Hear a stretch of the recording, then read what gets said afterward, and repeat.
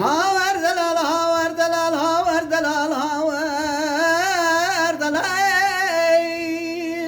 هاور دلال هاور دلال هاور دلال هاور شني هاور دلال هاور دلال هاور دلال هاور دلال هاور دلال هاور دلال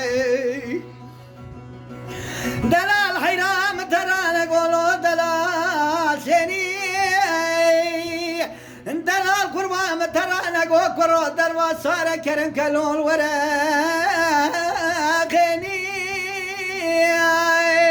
مال خرابات مسكينة جام كانا كشك بنجرة ليزر زادري كرو تاغما سنگ بري مترفنا سبرسني هاور دلال هاور دلال هاور دلال هاور دلال هاور دلال هاور دلال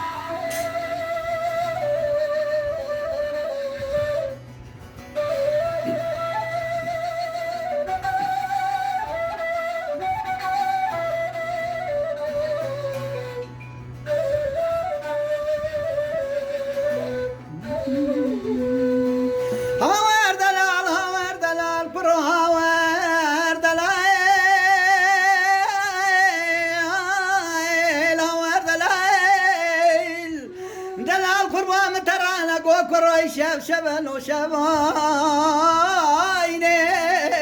دلال قربان ترانا قوي شبك برولو شبايني مربنا خذي بالا خداي شباني وشبه دستكي كدنا بطاغما سنگو بريم قواريني هاور دلال هاور دلال هاور دلال كرو تاسس بلول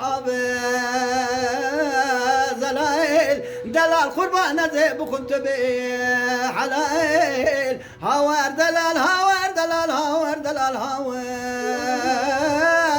دلال هاور دلال هاور دلال هاور دلال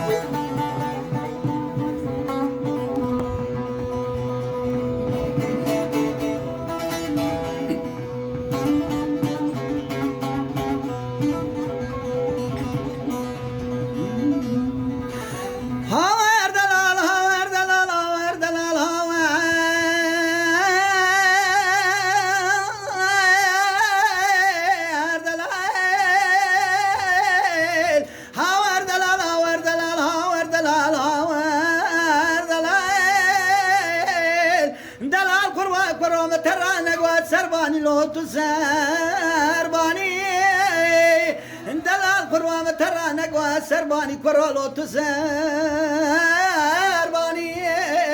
من سلام شان يا لو دعاني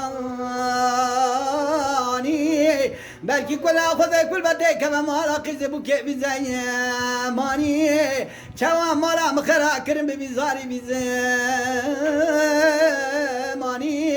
هاور دلال هاور دلال هاور دلال أمان هاور دلال هاور دلال هاور دلال هاور دلال هاور دلال هاور دلال تاساس بكرواب دلال دلال قربان زيبكم تبي حلاي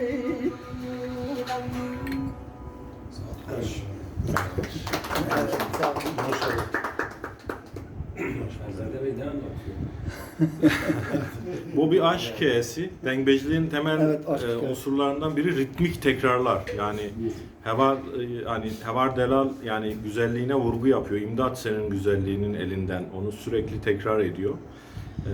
İmkansız kavuşamayan bir aşk hikayesi ve Dengbejlikte şey çok kullanılıyor. Yani mesela yeminler, dini terimler, dini gün